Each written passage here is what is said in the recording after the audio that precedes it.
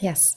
So, welcome everyone to this monthly seminar of we call this the HCI UX seminar hosted by the British Computer Society Interaction Group and the BCS journal Interacting with Computers. Online, we still have Helen. She's the editor-in-chief of the journal. And she's usually hosting those monthly seminars, but today she'll have to leave a tiny bit earlier. So I have the pleasure to host this monthly one.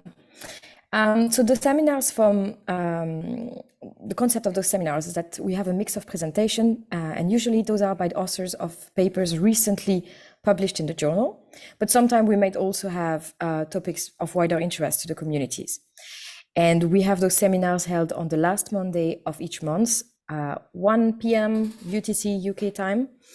And sometimes it may be a bit different depending where the speaker is located, of course, and time zone differences. And the concept is usually that we have this 45-minute presentation, could be slightly shorter or slightly longer, doesn't matter too much, followed by an interactive session of question and answer with the speaker. Also, most of the seminars are recorded, so you are welcome to also look and follow the YouTube channel to see the past seminars. And just before we start and welcome our speaker, I have one more announcement based on the journal, which is we have a special issue ongoing and a call for paper for this special issue. And the topic is exciting. It's about methods in HCI and user experience. And we're interested in looking at new challenges about those methods and innovative approaches that may be used. There was a deadline a few days ago, and we have extended that deadline, so you still have a chance to submit an extended abstract by February 23rd.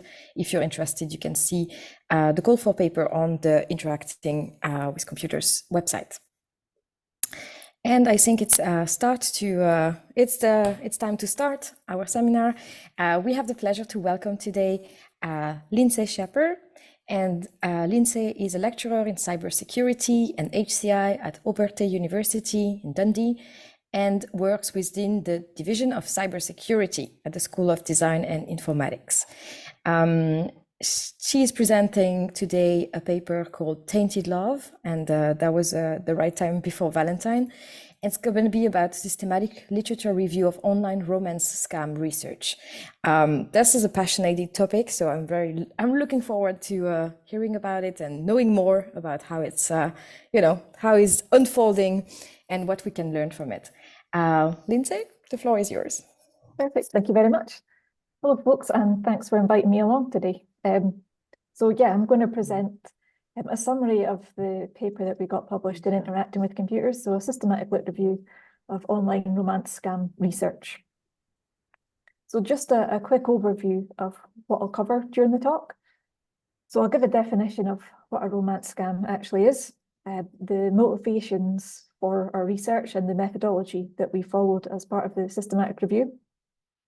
As part of this, we came up with 3 research questions that we wanted to explore.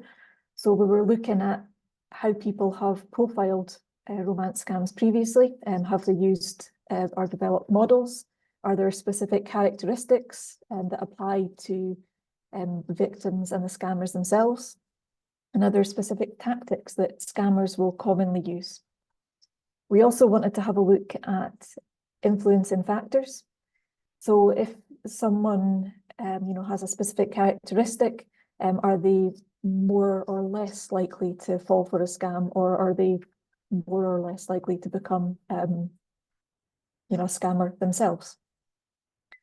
And then the last part that we wanted to explore were existing countermeasures and mitigations that are out there. Romance scams are growing, cybercrime is growing in general. So what strategies are out there to try and stop for their victims? I'll then round up with just a bit about future work and the work that we're currently doing here at Abertay around romance fraud, and then just some key takeaway messages from the paper. So I'll get started. So as I said, I'm going to start off with the definition of what is a romance scam. Now, the literature itself, some of it uses the term scam, some uses fraud, and that's been brought up as a question in the past. So it's used fairly interchangeably in studies that are out there. I'm going to use the word scam. Basically, banking institutions like HSBC use that as a phrase, as do various other banking institutions in the UK. So just a bit about the terminology, but yeah, in most papers that are out there, it's used interchangeably. So romance scams are a form of social engineering. They emerged in the early 2000s. Basically, it's where cybercriminals will engineer a romantic relationship on online dating platforms for usually monetary gain. Now, obviously, with the COVID-19 pandemic, there was a huge rise in cybercrime as most people turned to their computers for entertainment and for socializing, and there was a huge spike in the number of people that were actually making use of online dating. So romance scams have existed before this, but people quite commonly think that, yeah, it's actually just tied to the COVID-19 pandemic. Say that it's a particularly cruel form of cybercrime because there's a double hit effect, which I'll talk about in a bit more detail later on. But basically, victims are left heartbroken because there's the loss of what they thought was a relationship. And because the scammers usually try to get money from them, they often end up facing financial ruin. There's sometimes huge sums of money involved with this particular form of crime. And I'll give some examples of some statistics as we go along. Essentially, what the scammers do, they'll create an attractive profile online. Now, sometimes they'll pretend to be a celebrity, but more commonly, it's just a kind of an authority figure that's a fictitious entity. They'll lure a person into a conversation on a dating platform, and then what they'll try and do is actually move them off of the dating platform. Dating platforms have some mechanisms in place to detect scammers, and by luring people away, say the likes of instant messaging, whether it be WhatsApp or email, texting, they then evade the detection mechanisms of the dating platforms. There's then what's termed a grooming phase. So the scammer will basically love bomb the victim, try to establish a strong and well-trusted emotional relationship, lure the victim in, and then they'll ask for some money. So it could be that there's some kind of emergency in terms of medical situation, or they need to travel, and they'll ask the victim for money. And as I said, there can be huge losses. And there was a BBC News article in 2021, and there was a woman there who'd lost £300,000. So basically, people can end up losing their life savings. But as I said, it's not just the monetary loss that's the issue here. There's a huge emotional fallout as well.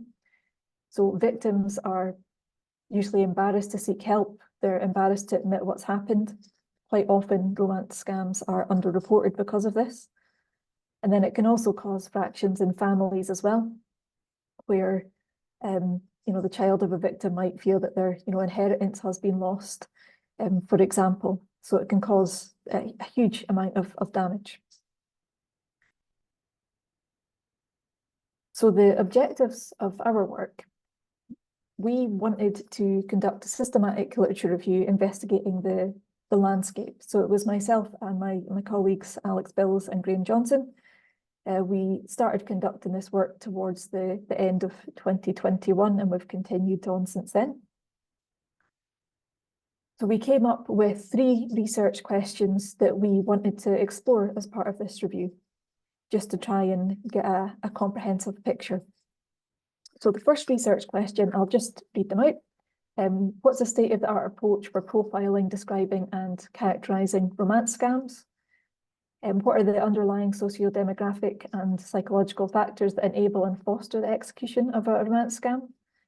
And what are the countermeasures and mitigation techniques that have been proposed to try and help identify romance scams, basically reduce the number of victims going forward? So we know that romance scams can cause huge amount of damage. However, there's a few in-depth reviews out there basically synthesising and reflecting on the literature in the field. It's a growing area and there is work that needs to be done here. And with that, I'll lead on to the research methodology that we used.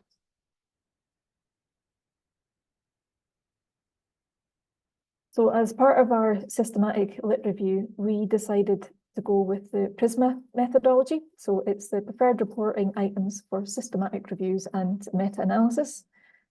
It's a fairly well-structured approach for conducting systematic lit reviews. So it's very transparent. It comes with a 27-point checklist and a flow diagram as well of the initial search, the papers that you gather, and how you narrow this down to the papers that you're then going to review and synthesize.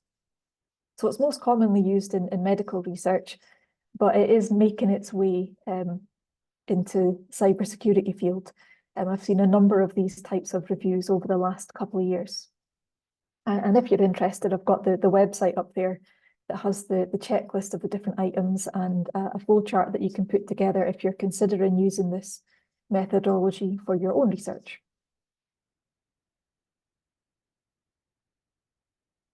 As part of the PRISMA process, we had to outline some eligibility criteria and decide which sources we were going to use as part of our review. So we made the decision that papers or articles that we reviewed had to do one or more of the following. So there had to be some form of empirical research presented in the work, or some form of experiment that profiled romance scams. Or the work had to characterise psychological aspects involved, or examine the countermeasures and mitigations. So the reason I'm stating that is that there was a few papers that we found out there that were just smaller reviews. So we acknowledge that there's a couple of them out there, but because they weren't presenting any new findings, we didn't include them as part of our review because we felt there might be a little bit of repetition. In terms of the types of articles that we went for, peer-reviewed journal articles, book chapters, conference proceedings, PhD, MSc work, so thesis and dissertations. Given that this is a relatively new area and technological advances will shape the way that people use the likes of online dating platforms, we decided to include grey literature as well, just so that we could, keep abreast of the topic. Our other criteria were that the papers were in English and were accessible through our university subscriptions. And then we made a decision to search 10 commonly used databases. So Scopus, PsycInfo, PsycArticles, Medline, Web of Science, ProQuest, ACM, IEEE, ScienceDirect, and PubMed. To further augment our findings, given that there actually isn't a whole lot of empirical literature on the topic, we also had a look through Google Scholar just to see if there was anything else that we missed that we hadn't picked up from these particular libraries. And then we also trawled through the references that were used in the papers as well, just again to pick up any potential references that we'd missed and might be quite useful. Also, as part of PRISMA, we had to specify the search string that we used. So we actually wanted to go quite broad in the first place.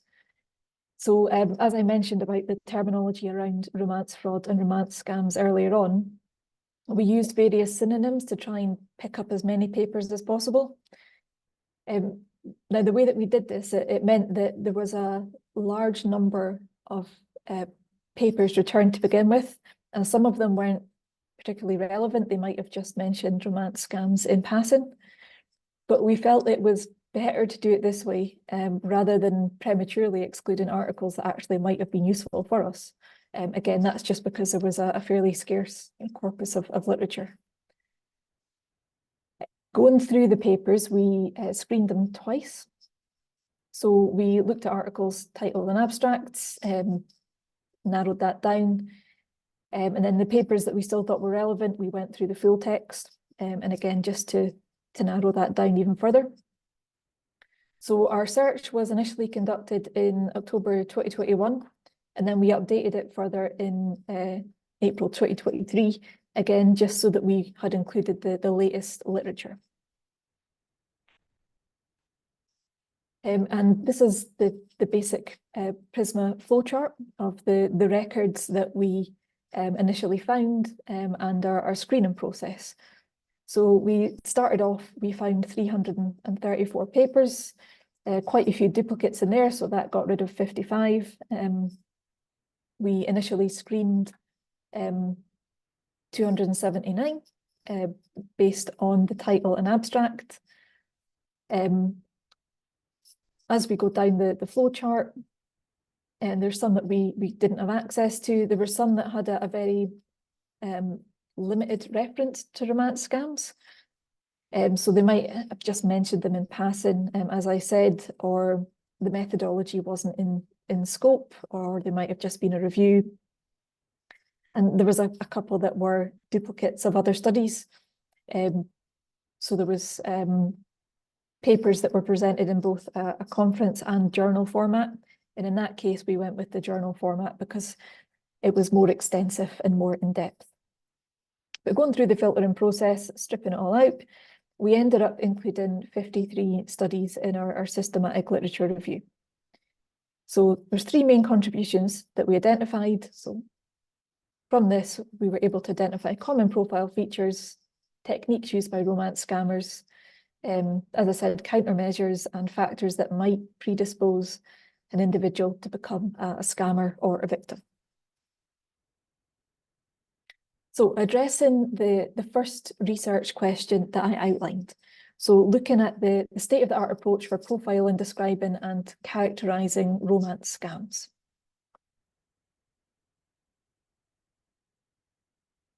So looking at the papers that we found as part of our review, there were a couple of individuals that had initially focused on modelling romance scams. So there was work by Anshul Reggie and Monica Whitty. Generally, there was found to be around 5 stages involved with a scam. So where a scammer presents an ideal profile that a victim might want to fall for, a grooming process, so establishing trust between the scammer and the victim, a sting, so a request for money. In some cases, there might be sexual abuse, and then the revelation that it's all been a scam. Other steps were added to the model. So it's a scammer persuasive model that Whitty had put forward, adding in the motivation to find an ideal partner and at the end, a re-victimization stage. So in some romance scams, victims actually refuse to believe that the relationship that they are in is fake, and then will continue to comply with the likes of monetary requests that the scammers are making.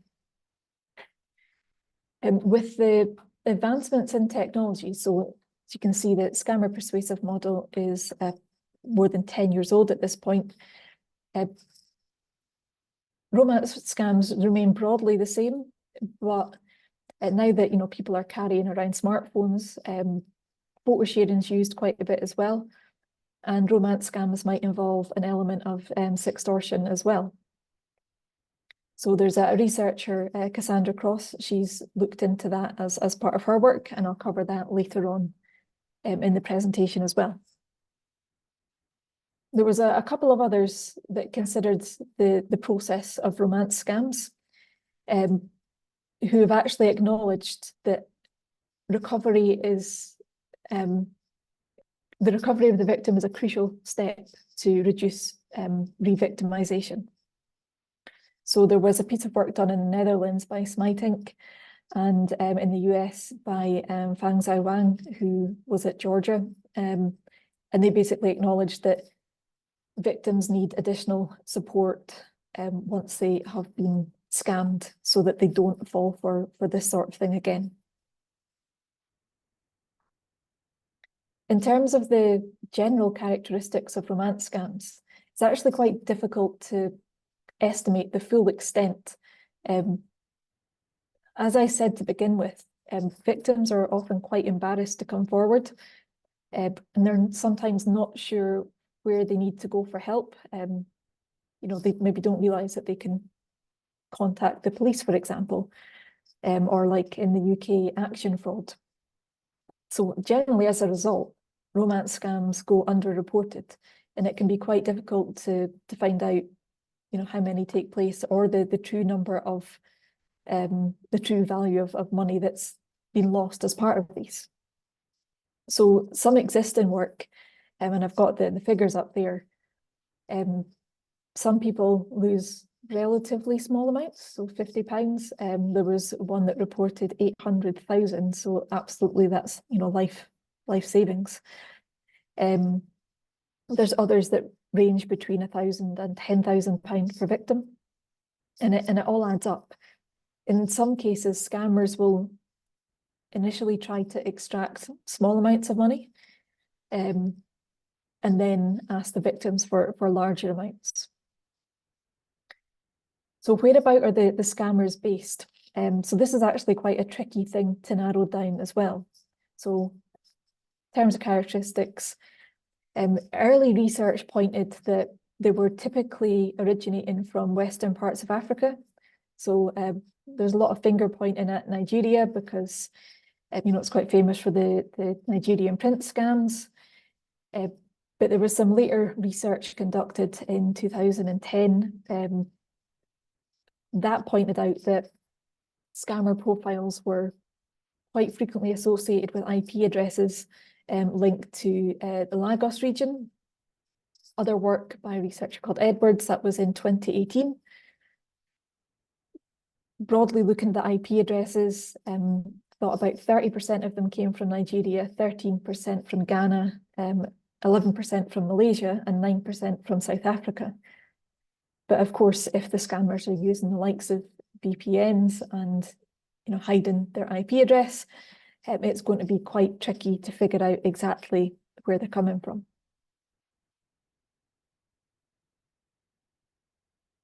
There's a number of persuasive tactics and tricks that scammers will typically use. So one way is in the phrasing that they use when they're communicating with victims.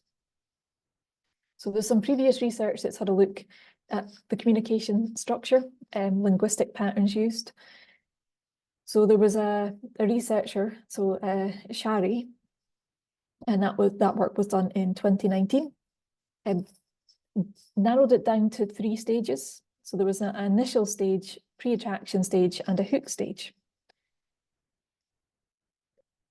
So initially, scammers were disclosing details about their personality and saying that they had a successful career to try and gain the victim's trust. So this, it was perceived as scammers, disclosing lots of personal information, evoking trust and empathy, and basically painting the scammer as someone who was, educated, elite individual. The pre-attraction phase then goes a bit deeper, so discussing topics like religion and expressions of attraction. So basically, phrases that prioritize the victim and helping develop an emotional bond. At this stage, the scammer quite often will want to move the victim to another platform, as I mentioned before. So conversation gets a bit deeper, move them off the dating platform to somewhere where these platforms can't detect or warn the victim what's going on. And then there's the hooked stage, where the scammer is giving the victim the impression that they're free to do what they want. They don't have to respond to requests. But if the victim doesn't comply, doesn't send money, there might actually be threats or aggression in the messages to try and bully the victim. If the victim offers a reward early on, scammer might reveal less information about themselves because they've already met their goal. They've already got the money.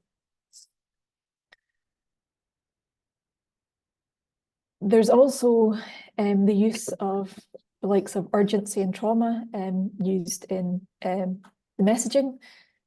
So to try and extract money from victims, scammers might say that they are facing medical bills, medical emergency, need the money as soon as possible, or they're traveling and they're stuck somewhere.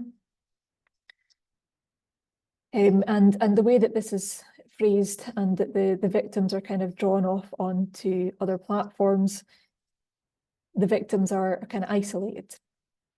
In terms of persuasive techniques, there's a growing term in China where it's a variation of online romance scams that's basically termed pig butchering. So the BBC actually did a documentary on this last year, it went out. And it's basically that victims are lured into financial schemes and, quote, fattened up and then defrauded of money. So it's pretty awful. So in terms of the kind of themes that are commonly used in these scams, the military comes up time and time again. And this is a useful way of the scammer basically explaining to the victim, why they might not be able to meet in person, why they might not be able to video call, for example. They might say that they're on, secret mission, or they need money to be able to get home. So, as I said, military comes up time and time again.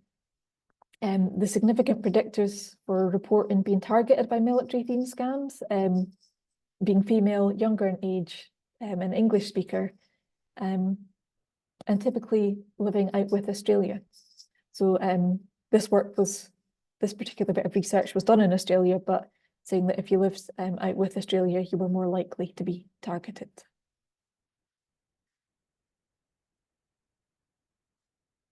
The other obviously common theme as part of this is the use of fraudulent profiles.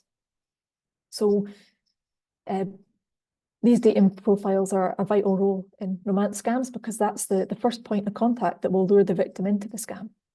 So if a scammer has a good profile, victims are more likely to engage. So most of the scammers on their profiles are claiming to be from the US, UK, or Germany. So that was a 2018 study that pointed this out. The reason behind this is that these are the countries that most commonly use online dating. So the scammers basically have a bigger pool to deal with. In terms of who's targeted, so work by Monica Whitty basically stated that female profiles targeting older male victims typically say that they're 30 years old or around 30 years old on their profile, working in low-paying or non-professional jobs. Other way around, for the profiles that target females, profiles typically claim to be as old as 50, but mostly younger than the victim. But in terms of the demographics of who's most likely to be scammed, it's commonly seen to be females that are more likely to be scammed, but anybody can be vulnerable. In particular, when it comes to men, there was some research conducted in Australia that said if men were involved, there was more likely to be a sextortion element to the scam. In terms of what the scammers portray themselves as on profiles,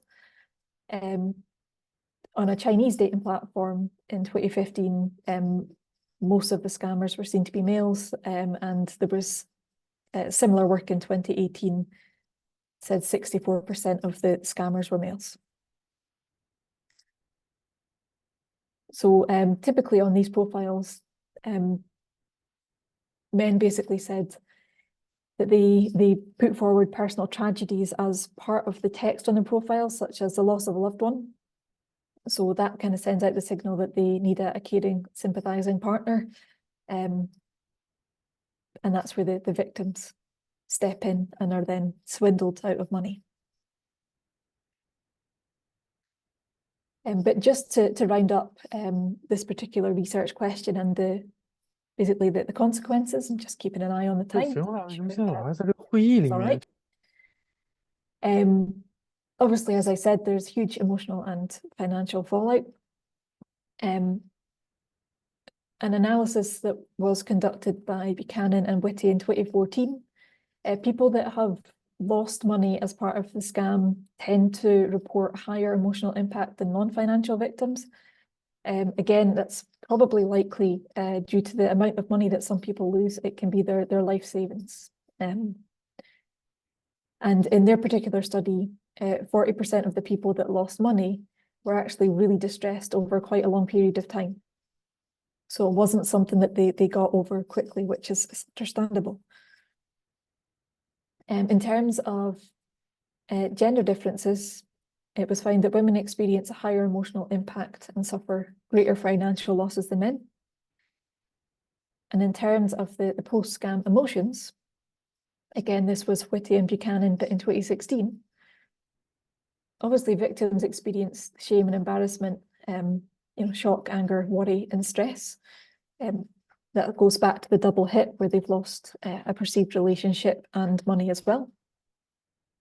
And Cassandra Cross pointed out in her analysis that there might even be mental health problems and potential homelessness associated with this, because if someone's lost their life savings, they'll be absolutely devastated and they might not be able to afford their home anymore.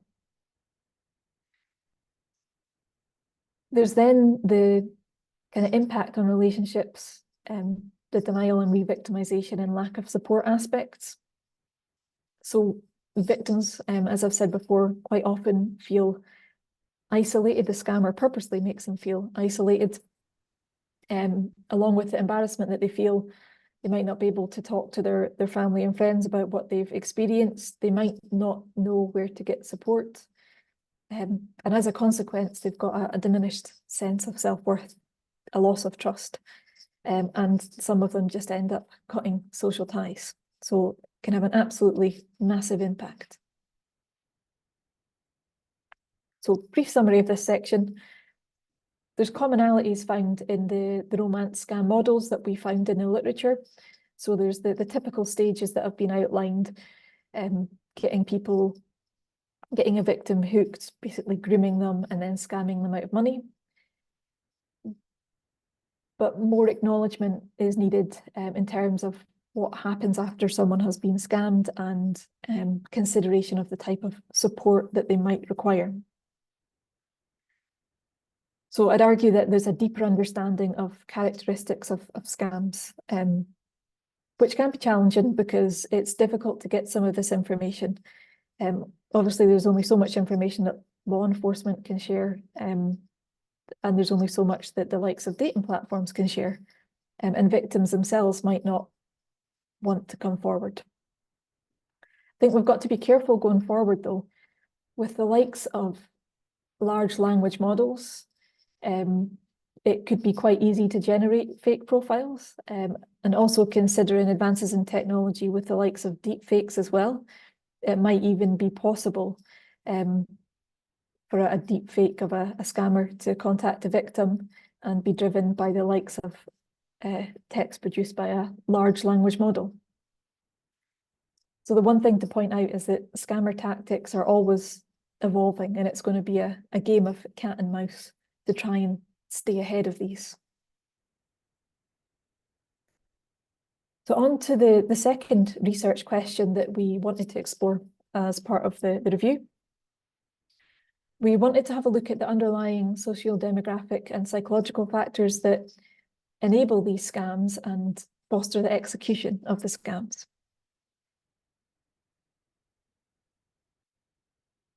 So we started looking through the papers and we were able to identify kind of a typology of victims.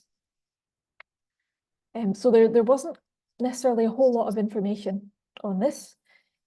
There was a study done in 2014 by an author, Garrett, and basically said that if someone was on these dating platforms and were actively looking for a partner, they were more likely to fall for a scam. Now, the reasoning behind that is not just that they're unlucky, it's just that if they're actively looking, they're generally going to encounter more profiles.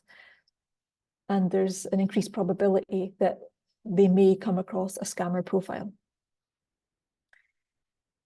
Also in that particular piece of work, if someone was looking for a partner, but they weren't actively engaging in the search process, so for example, they could be waiting for someone to reach out to them, i.e. could be a scammer, they were more likely to have a higher monetary loss. There's also deemed to be more risk if someone is looking for an international partner. Reasoning behind this is it's more difficult to meet them in person and to verify they actually are who they say they are. So initially, much of the communication might be via messaging, which is what the scammers thrive on. If someone's not particularly tech savvy or not so experienced with the internet, so there was one particular piece of work that said if people had basically less than 5 years experience of like using the internet, they also might be more likely to fall for a scam. And I think that that's just due to a lack of security awareness, for example. Age plays a role as well. There's some discussion around particular age groups that are more likely to be victimised, but work by Whitty in 2018 suggested that well-educated women between the ages of 35 to 54 were at particular risk. Part of the reason for this group is more likely to engage with online dating, and they'll have generally higher levels of disposable income. So they might be more likely to give money to a scammer. As I've mentioned before, it's not just women that are becoming victims.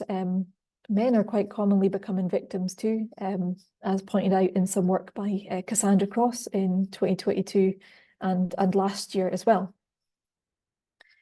Just to round up in terms of the typology of victims, health and personality plays a role as well. So characteristics such as someone's quite impulsive, got a lack of self-control, or if they've kind of got an addictive personality, they were indicative of romance scam victimhood compared to other cyber scams. And that was pointed out in Whitty's work in 2020. There's also a bit of work that's been done in combination with some medical professionals as well. So that was conducted 2022. And basically, if someone had the likes of acute brain injuries or acquired brain injuries, they could be considered to be particularly vulnerable just because there might be some impulsivity associated with their condition.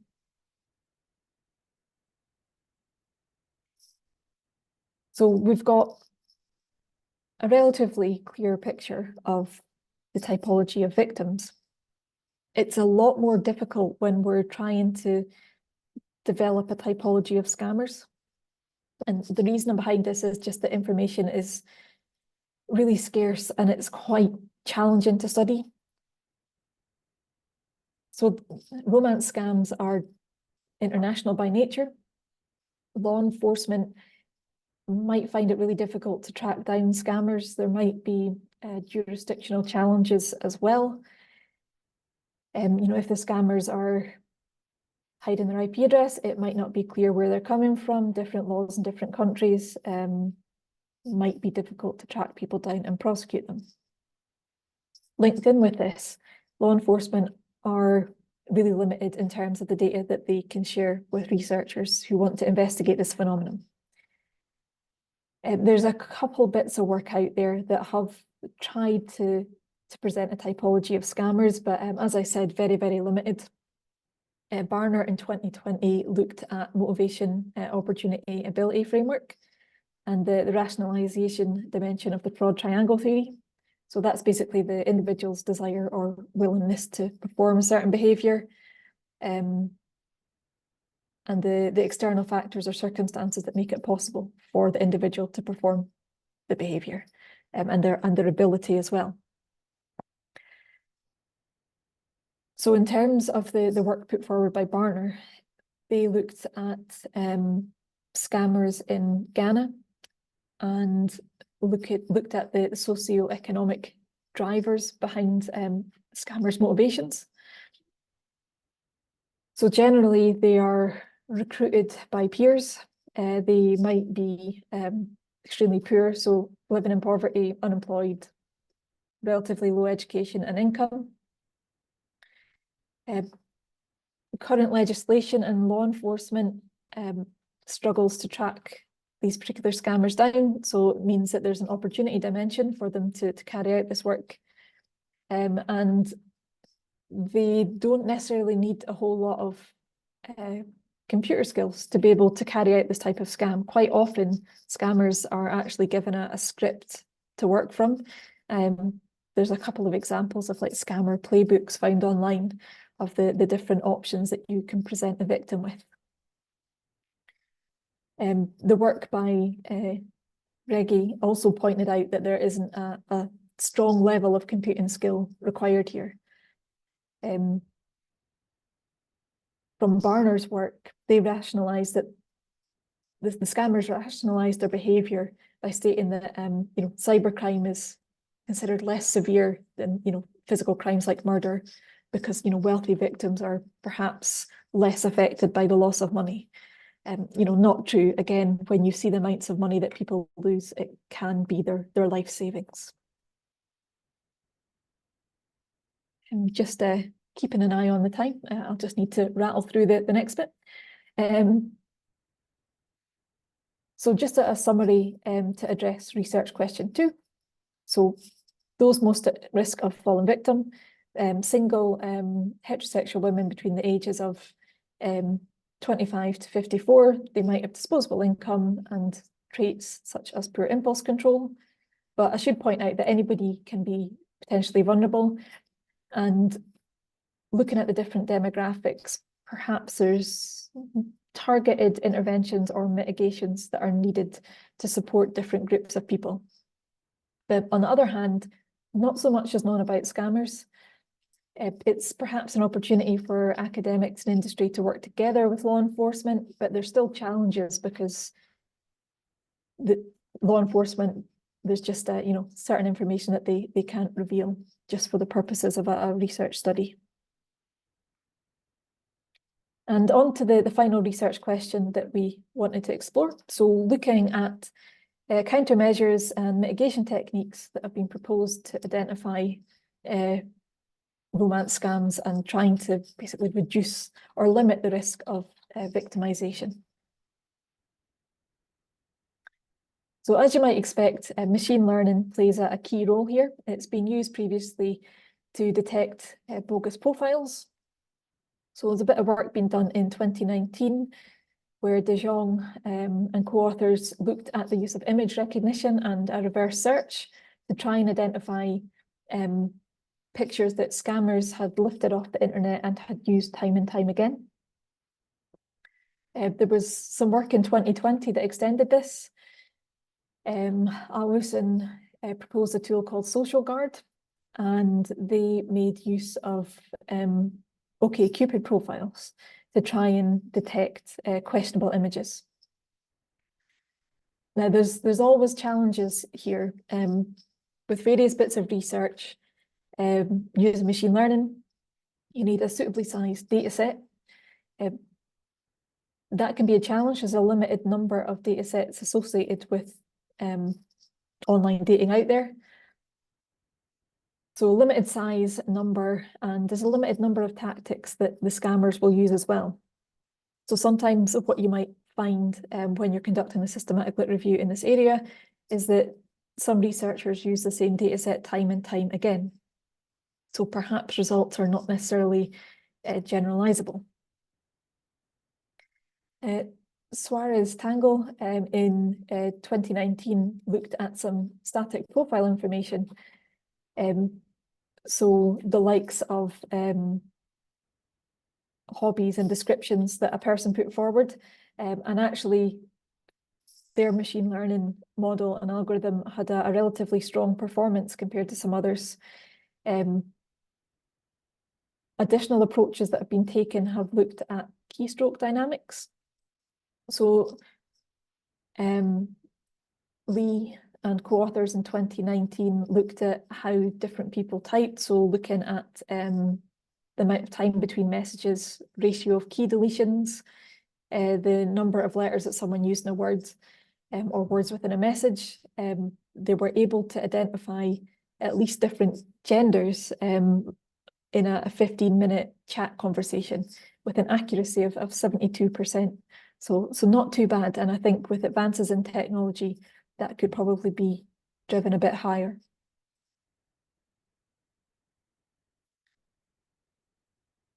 As part of these online dating platforms, they use recommender systems. And one bit of research had a look to see the impact that fraudulent profiles might have on such systems. So this research is over 10 years old now, Pizzato.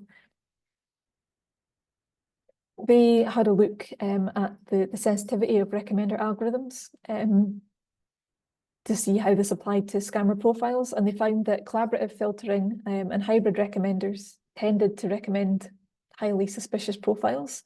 So there's, along with the fact that these algorithms favoured what were deemed popular or active profiles with, high messaging rates, there's the potential that work needs to be done here to ensure that fraudulent profiles don't almost poison these recommender systems and basically make it easier for scammers to get in touch with victims.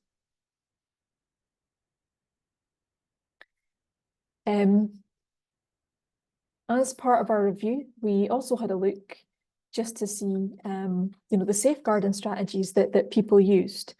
Again, conscious of the time, so I'll try and get this rounded up. If people thought, if a potential victim thought they were being scammed, there's a few pieces of work that I've looked to see how people respond to that. So if someone thinks that they're in touch with a scammer, work by Cassandra Cross pointed out that people's most common response to these suspicious profiles was to initially just conduct an internet search to see if there was any information out there about their potential match. So they can do this with the likes of reverse image searches. That's a service that Google offers, or online searches based on some of the details that the scammer has given them. And obviously, if it's fake, they're not going to find out much. There's also scammer awareness sites as well, where you can look up individuals to see if an image has been used time and time again, or if there's perhaps a mismatched identity. If the person they're communicating with doesn't have a digital footprint, like even a social media profile, that raises suspicions as well. There was other work done in 2017 as well. In that study, there was only 30% of the participants searched social media as a precaution if they felt they were potentially being scammed.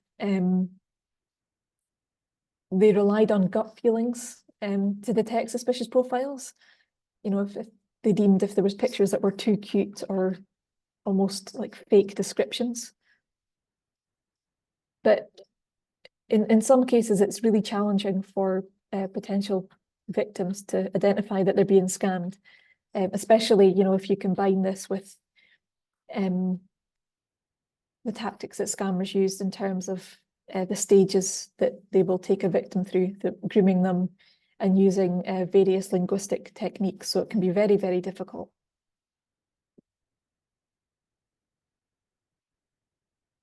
In terms of intervention and coping strategies, to try and warn potential victims that they might be communicating with a scammer, Dickerson in 2020 considered the use of contextualized warning messages to help increase user awareness or to try and decrease risky behaviour. And at the same time, these warning messages tried to give some advice on how to spot scammers.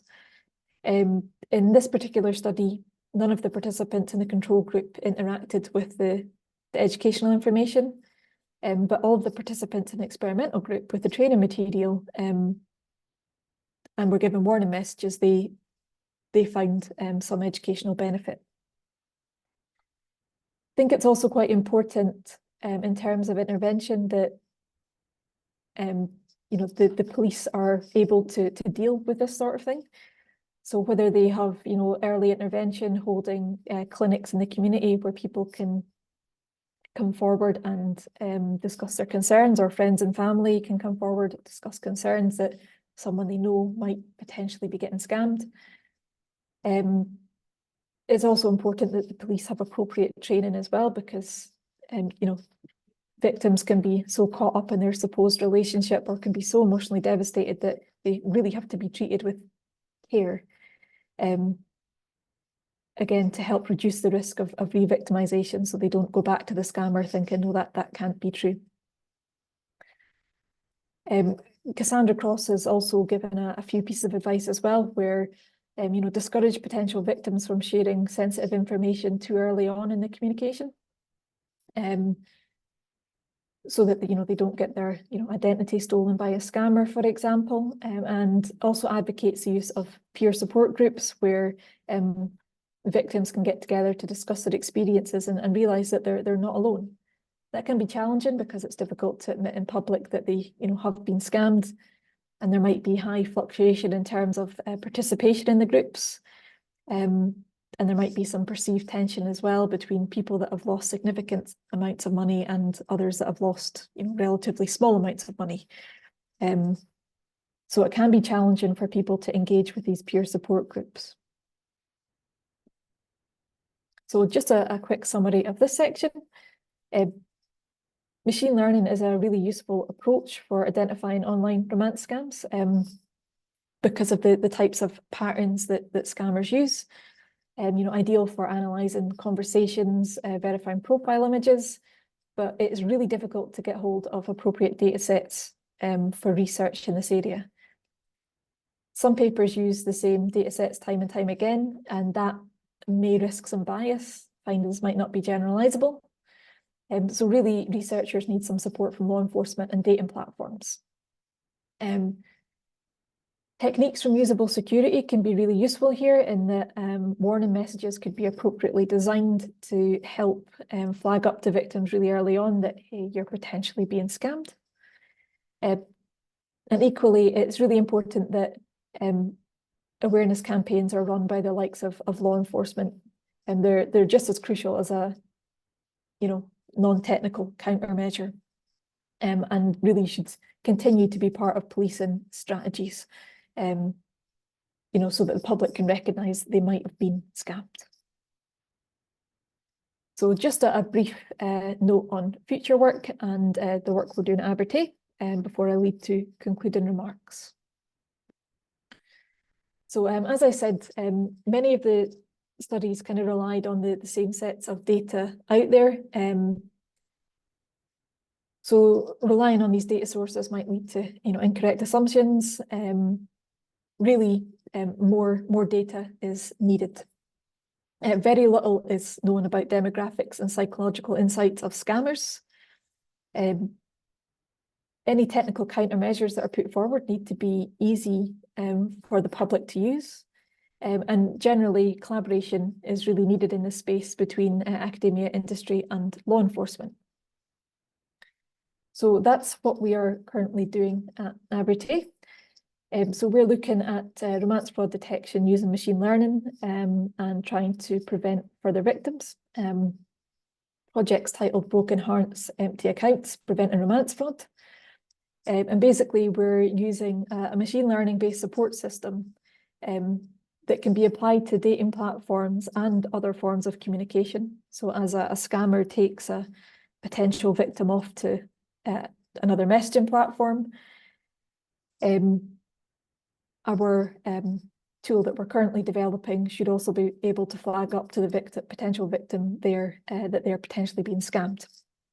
As part of this as well, we are implementing different warning techniques. So we're about halfway through the project, but currently this is just a call for participants. My PhD student Mark is actually looking to interview a few people about their experiences with online dating platforms. So if you're interested, there's a link up there, and he's perfectly happy for people to drop him an email as well. So just my concluding remarks. So romance fraud is a particularly sensitive area. You know, dating and relationships are a really delicate aspect of people's lives. So we do need to consider ethical and legal considerations when we are researching this area. There's privacy concerns involved, in that there's, you know, the potential, we want to avoid infringing on the privacy of individuals in the dating sphere. And I think there needs to be some, you know, a balance of research goals and privacy going forward. We need to be able to safeguard people and keep people safe online, but we need to, you know, do this in an ethical way. Key takeaways. Romance scams are a growing challenge. They're a challenge for dating platforms, online daters, and law enforcement. And with the likes of the COVID-19 pandemic, people being in lockdown, being unable to meet in person, this might have contributed to a rise in victimization. From our systematic review, we conducted a comprehensive review, trying to profile romance scams, you know, psychological factors, countermeasures. There was a considerable interest in the field, but the total number of relevant studies with empirical research is limited. So as I said, we reviewed 53 papers, so it's relatively small. There's challenges in using the likes of machine learning to try and detect this. It's limited by the, you know, the absence of common data sets for training and testing. And there's a limited focus on the socio-demographic and psychological factors of scammers in particular. So there's more information about victims, less so about scammers. And really, I think the key takeaway here is that there's a desperate need for cross-organizational collaboration. So between researchers and online dating platform providers and law enforcement to try and address these current challenges. It's going to be a game of cat and mouse for law enforcement to stay ahead of the scammers. And we basically have to acknowledge that, you know, romance scams are ever evolving, and there needs to be continuous research to try and keep pace with the scammers' methods and to keep people safe online. But with that, thank you for listening, and I'm happy to take any questions. Thank you so much, Lynsay. This was fascinating, sadly fascinating. With regard to the time, we will take a few questions, not so many, so that we can stick to roughly our 1 hour seminar. But of course, we will have time for a few questions from the audience. And I'm also putting the link to the full paper in the meeting chat for people who are interested. Yeah. I don't think it's open access, is it? It is, yeah. It is. So you can also, of course, get more information and consult the full paper. Do we have any questions? Yes, I've got a question. Thank you so much, and congratulations. I know a systematic review is a sizable chunk of work. It is worrying, particularly with deep fakes, as you say. I've got my own personal strategy when people contact me through Instagram. It's quite clear they want your WhatsApp number. I just say, oh yeah, look at my YouTube channel. It's got all the information you need, and they never get back to me. But the question for yourself was whether or not paid profiles were more or less likely to be from scammers. I don't know if that was noted at all. I couldn't see anything in your paper. Actually, no, we didn't come across that. That's a good point. I do wonder, though, you know, if these dating profiles they don't cost a whole lot of money, and I wonder if the scammers would consider what kind of a return they might get. For example, you know, if they can hit multiple victims, that's a good point. It does seem like a marketing game, like a funnel, basically. But thanks, really interesting. Cheers. Thank you. Thank you. Do we have more questions? I also have some, but I'm keeping them for the end because the audience goes first. Well, while people are thinking, I'm going to ask one. So you have mentioned a lot of information about the profiling of the victims, especially the gender, the age, and some socioeconomical variables. Would you, from your experience, if you have experience, that's okay. If you don't, believe that those factors are roughly similar to other type of attacks, like phishing attacks or in usable security in general? Or would you say that there is a specific population here that is quite different from people who fall for other type of scams? I would say this is more specific when it comes to the likes of phishing. That's a bit more broad. Quite often the scammers use more of a kind of a scattergun approach. So I mean, I take the example during the COVID-19 pandemic. What scammers typically did then, certainly in the UK, was to keep step with the UK government announcements. So, first week of lockdown, we all got a text saying, you need to stay in your house, you can leave once a day, blah, blah. And then a couple of days later, the scammers were sending out messages just, randomly, not necessarily targeting individuals, saying, oh, you've left your house more than once today, you now need to pay a fine. And because, we'd never been through anything like this and people were super stressed, the text was sent out with a phishing link in it, and yeah, people were happily paying the fine. So yeah, I think it's that romance scams are more of a targeted approach than the, mass send out of messages. Yeah. Well, I saw the years of internet experience. I'm not sure how the different studies are actually measuring those things, because I mean the digital literacy in general is a factor that's coming over and over. Yeah. I mean, and scammers are quite good at staying ahead of the game as well. Even when it comes to phishing, some of the phishing messages that you get are really difficult to detect. even for me, which is a bit scary. Yeah, happens to all of us sometimes. Yes. I mean, I'm also sometimes having a huge doubt. If we have questions from the audience, please unmute yourself and don't hesitate to ask a question. Because I have another one if no one jumps in, but I want to leave time for people to have a chance. Yes, please. I just wondered who this was funded by. This bit of work was funded by the Abertay's graduate school. So it was a kind of an initial scoping review, and then they funded an internal PhD, kind of in line with this. Brilliant, thanks. So, I mean, here at Abertay, we've got the Cyber Quarter building across the road. So looking to basically facilitate, partnerships with academia, industry, and we're quite lucky where we are. The main police station is actually on the same street as the university too. So, it's relatively easy to be able to contact the police as well. Oh, well, so that was my next question, because you mentioned twice a potential collaboration with law enforcement. And I was thinking, this is quite special, right? It's not like often we hear in academia people collaborating concretely with law enforcement.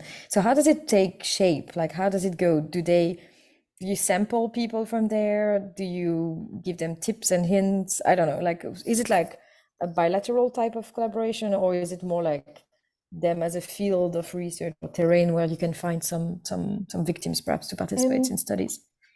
Certainly here it's kind of more bilateral. We've spoken with the police. Certainly Police Scotland have an academic research department where you can outline what you're working on and what you need from them. Obviously they're very restricted in the information that they can give you, but you can certainly have a chat with an officer perhaps. In the past I've been invited to present at their annual conference, not on romance fraud, on more phishing-based and serious games for cybersecurity. And then the cyber quarter building that we have across the road, the police are looking to facilitate a relationship with Abertay there as well. So we've got really strong links. We've done work on other subjects in the past as well. That's quite fascinating. All right, it's almost time, I would say almost time to wrap up, unless someone has a pressing question. You see here the contact details of Lynsay. So I'm sure if you would drop her an email, you want to know more, please. You may keep the exchange going. Yeah. As it comes to the seminar, we will have the next section on February the 26th, and it's going to be about user experience in air traffic control, so a very different topic, and also going to be from an upcoming paper that's going to be published in the journal. And hereby, I would like to just end this session, and thank you very much, Lynsay, for this presentation. And as a reminder, you can find the entire recordings of the seminars, of the previous seminars, and soon of this one. They will be on our YouTube channel. So you can listen back to them, and you can also share them with colleagues and interested fellows. Thank you so much, everyone. Thank you. And have a great day. Thanks again. Thanks.